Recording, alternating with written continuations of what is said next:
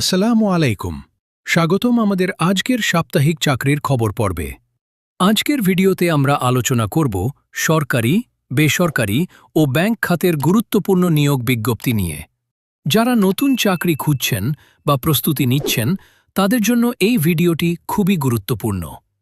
চলুন শুরু করি আজকের প্রথম নিয়োগ খবর দিয়ে। প্রথম খবর, সরকারি চাকরি। প্রথমেই কথা বলবো সরকারি নিয়োগ নিয়ে। সম্প্রতি বাংলাদেশ পুলিশ কনস্টেবল পদে নিয়োগ বিজ্ঞপ্তি প্রকাশ করেছে। শিক্ষাগত যোগ্যতা এসএসসি পাস, বয়সসীমা 18 থেকে 20 বছর।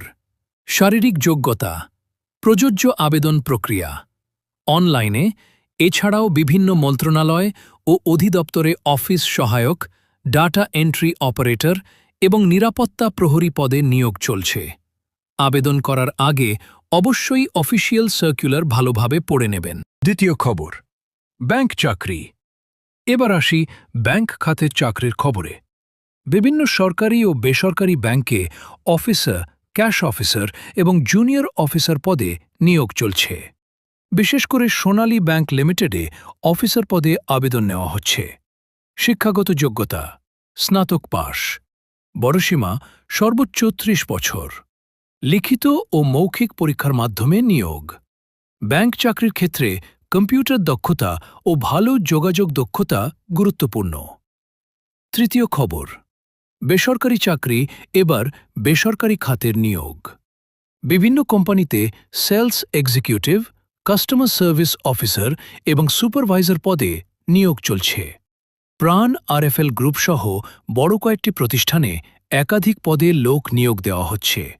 অভিজ্ঞতা থাকলে অগ্রাধিকার কিছু পদের ক্ষেত্রে ফ্রেশাররাও আবেদন করতে পারবেন। বেতন আলোচনা সাপেক্ষ। গুরুত্বপূর্ণ পরামর্শ জানিয়ে দিই। চাকরির আবেদন করার সময় কিছু বিষয় মনে রাখবেন।